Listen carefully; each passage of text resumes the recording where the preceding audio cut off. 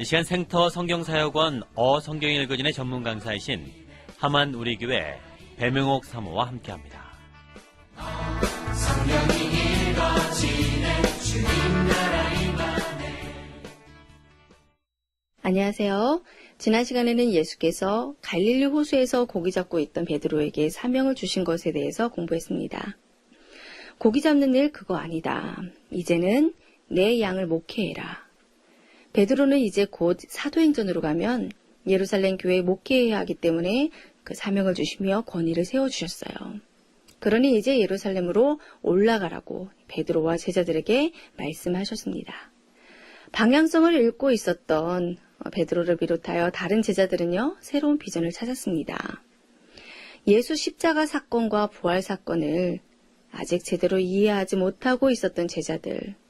근데 이번 예수님의 만남을 통해서 다시금 방향성을 찾은 것인데, 아하, 부활하신 몸으로 로마로부터 해방시키시는 거구나. 예수 혁명정부 D-Day는 부활하신 다음 이때구나. 그리하여 이 프로젝트를 위해서 갈릴리에서 그 측근들을 다 불러 모아서 예루살렘으로 올라갑니다. 적어도 70인 전도단이라든가 예수님의 측근이라든가 한 120명 정도였던 것 같아요. 나중에 예루살렘 지역에서도 제자들이 나중에 점점 붙게 된 건지는 모르겠지만, 갈릴리 사람이라고 하는 사람이 120문도들이 예루살렘으로 향하여서 새로운 프로젝트를 기대하면서 올라가는 이 상황, 이것이 사복음서의 끝이었습니다. 자, 이제 사도행전으로 이어지는데요. 자, 그렇다면 사도행전 어떤 식으로 시작되나? 당연 방금 설명했듯이 동상이몽입니다. 예수님과 제자들의 동상이몽부터가 보여야 돼요. 제자들은 여전히 예수님이 왕이 되어 로마로부터 독립되는 이스라엘의 회복을 꿈꾸고 있고요.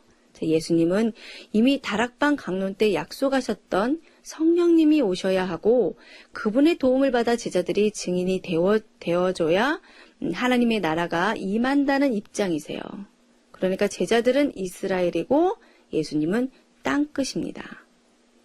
우리는 여기서 하나님의 나라가 땅끝까지 임해야 한다라는 이 예수님의 마지막 소원의 뿌리가 창세기 12장, 너로 말미암아 모든 민족이 복을 얻게 하려고 시작한 나라, 그때부터 심겨 있던 것이란 사실을 기억해야 합니다. 하나님의 비전이 무엇이었나요?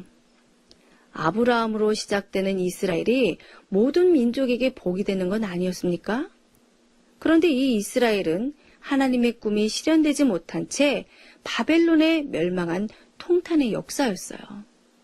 그래서 구약의 끝은 세계사를 향하고 있었고 유다 말기 예언서는 이스라엘은 망하지만 열방 세계사 가운데 하나님의 나라가 완성될 것이라는 메시지였습니다.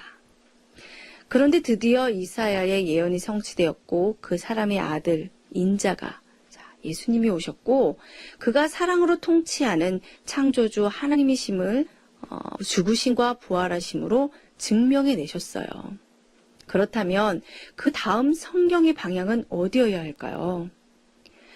예수의 죽으심과 부활이 복음서의 핵심이라면 그 이후 그 복음이요 전 세계 열방으로 퍼져나가야만 하지 않겠어요? 그렇죠. 구약의 메시지가 신약에 와서 성취되었는데 사복음서는 예수님의 죽으심과 부활하심이고 사도행전은요 모든 열방으로 이 예수님의 죽으심과 부활하심 이 복음을 전해 땅끝까지 선포해서 모든 민족이 하나님께 돌아오게 하는 이 구원의 방향성이 보여야 돼요. 창세기 12장에서 시작한 그동안의 역사는 실패해 왔습니다. 그런데 하나님은 이제 사도행전에서 탄생하는 교회의 승부를 거시거든요. 열방 행전입니다. 그러니 이 시점에서 당연히 예수님의 관심사도 이것일 수밖에 없어요. 그러나 제자들의 관심사는 로마로부터 이스라엘이 독립하는 거란 말이죠.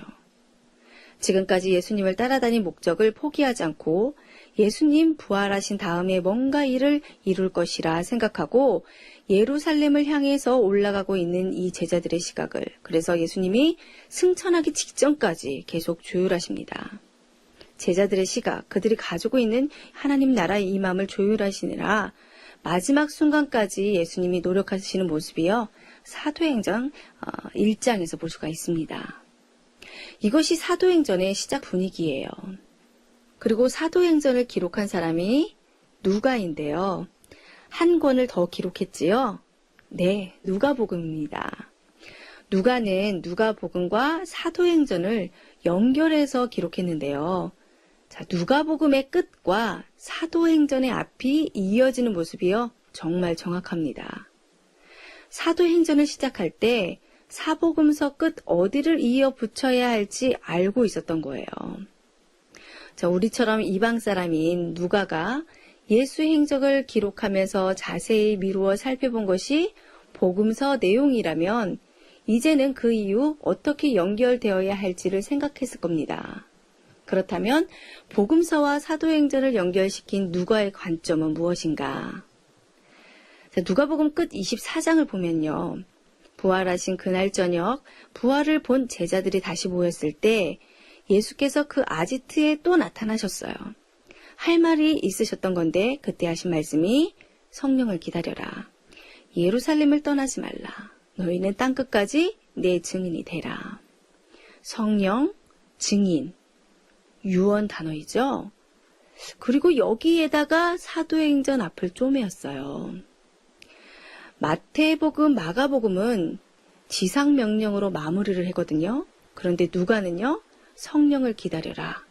이것으로 마무리를 했어요. 왜 그럴까요? 네, 사도행전에 연결하려고요. 이러한 누가의 시각이요. 우리가 지금 사도행전을 공부해야 하는 그 시각입니다. 예수님이 마지막 날 밤 유언 강론에서도 그토록 성령을 강조하시며 말씀하셨는데 부활하신 이후에도 계속 성령을 기다리라고 말씀하고 계세요. 뿐만 아니라 앞으로 승천하시는 날까지 끈질기게 붙들고 계실 단어가요. 성령, 증인 이런 단어입니다. 성령을 기다려라. 너희는 증인이 될 것이다. 예루살렘과 유대와 사마리아와 땅끝까지. 예수님의 목표는 예루살렘이 아니라 열방이었어요. 여러분 생각해 보세요. 세례 요한의 무브먼트가 지나가고 예수님의 무브먼트가 지나갔고 이제는 제자들의 무브먼트입니다. 이 운동의 연속성을 알아야 돼요. 세례 요한이 왕창 했고 예수님이 오셔서 한바탕 하셨거든요. 그 다음은 제자들이 해야 하는 거예요. 이제는 너희들 차례라는 것입니다. 세례 요한의 이 침례 요한의 운동도 끝났다. 곧 나도 떠난다. 이제는 너희들이 성령으로 말미암는 운동을 이것의 주자로서 중심의 역할을 감당해야 할 일이다. 자, 이 목회를 하라. 이제 너희들 차례다. 이것이거든요. 그러니까 누가는 세례 요한의 회개 운동을 회오리 바람처럼 일으켰듯이 이제 제2의 회개 운동이 일어날 것을 염두에 두고 누가복음과 사도행전을 연결시키고 있는 것입니다. 그러니 우리도 그 시각으로 복음서에서 사도행전으로 넘어와야 해요. 자, 그리고 누가는요. 사도행전을 기록할 때 베드로와 바울 이 두 사람을 중심으로 구도를 잡았습니다. 즉 1장에서 12장에서까지는 베드로를 중심으로 한 예루살렘 교회 설립 과정을 기록했고요.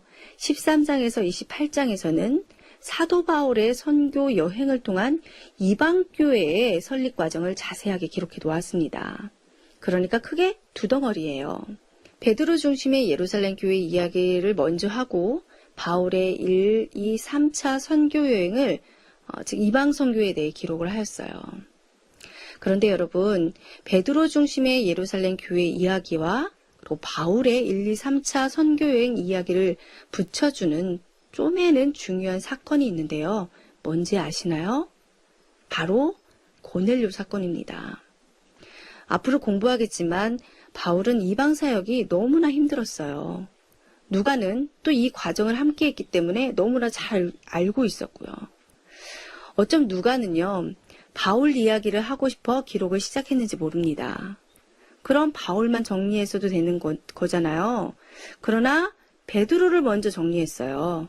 왜냐하면 누가는 자기 자신도 이방인이기 때문에 바울의 이방 선교의 당위성을 말하고 싶은 거거든요. 그러기 위해 정통인 베드로를 먼저 정리했고 고넬료 사건을 이방 선교의 당위성을 말해주는 이 중요한 연결 포인트로 잡고 바울의 이야기를 이어냈어요. 자, 이것은 고넬료 사건은 이방인에게도 구원이 있음을 말해주는 중요한 사건으로 그 경험자가 바로 베드로예요. 자, 사도행전의 구조 이해되시죠?